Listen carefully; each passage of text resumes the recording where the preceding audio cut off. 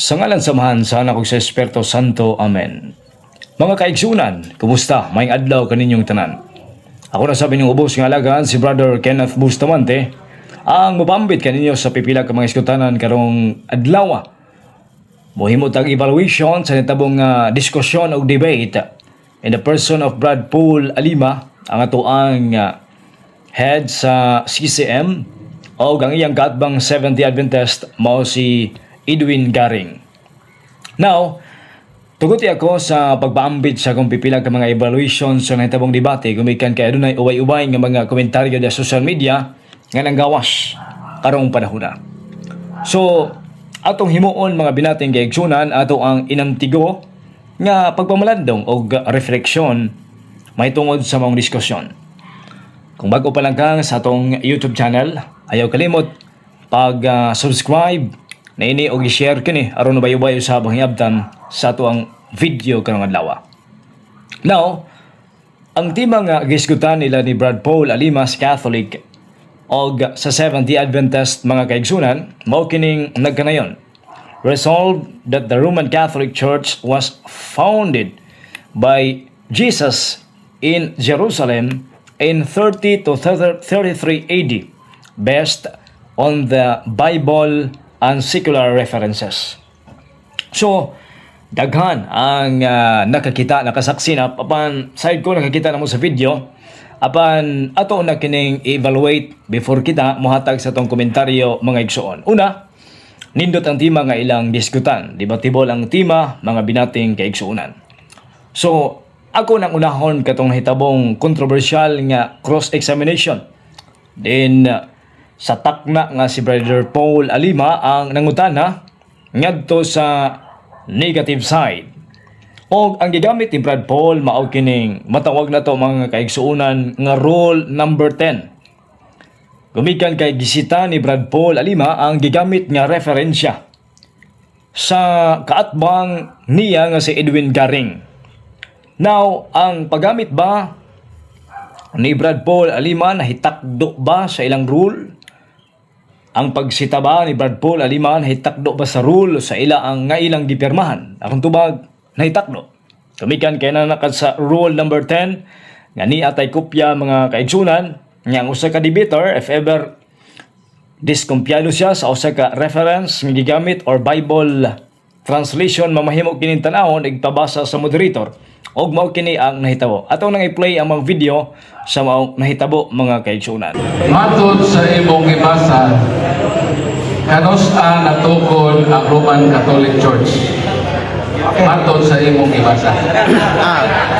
Are you ready? Okay, tubag. Tubag ulit. Large. Taas ng oras. Loading. Ang tubag natin eh. Pag hindi wala. Ayan, so tubig po. Taas na ng oras. Patay oras. You want to use your time. 30 seconds. 30 seconds. The Roman Catholic Church in Jerusalem established in 1899. Ipabasa. Moderator. Okay, panas na explain. So next question. I-invoke na ko, nabasahon na ko.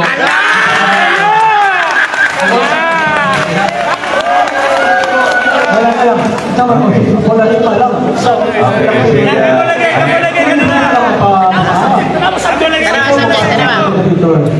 Tanawa subject. Ang subject. Ang pag-abot sa procedure. Wala.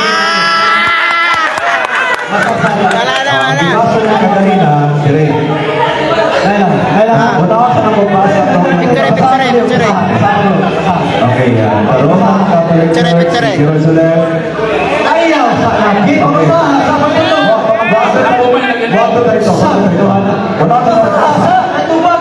Diyan siya. Pasawa sa naman yung ibasa. Si Paul, please request ko napay laing ibabasa.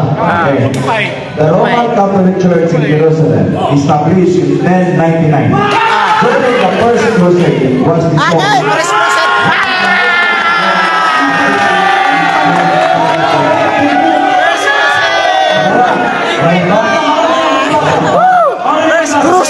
Crusade yan!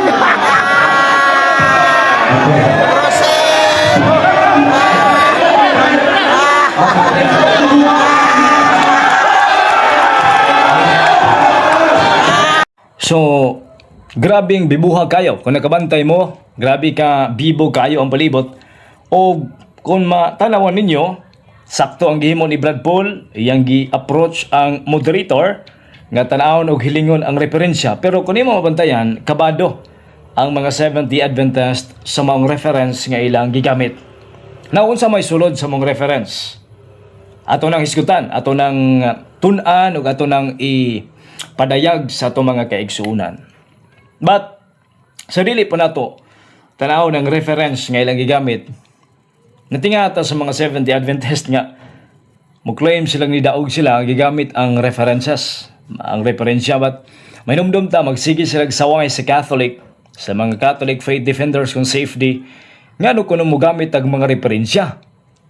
Nga sila karon nag-claim na noon nga di daog daw sila. Nga gigamit nilang referensya. So kwahe kayo. Ang ilang mga pagbaruganan, no? Wala mahitakdo sa unsa man ilang naandan nga baruganan mga kaigsuonan kay ilan namang gi-prove nga ang Catholic Church nag-access daw dito sa Jerusalem gamit ang reference. Which is tingata nga mo gamit na sila. Nga allergic man ni sila og reference. Na unsa may sulod sa referensya mga binating kaigsuonan, no? Unsa may sulod sa referensya? Muni ang sulod sa referensya mga kaigsuonan nga atong ipakita sa screen o kining crusade nga nahitabo mga binating kaigsuonan ang moni ang ilang gilalisan, no? Kay naabot daw ang Catholic dito na sa 1099 AD dito sa Jerusalem. Now, sa debate man god, dili man pwede nga katunga lang imo ang basahon.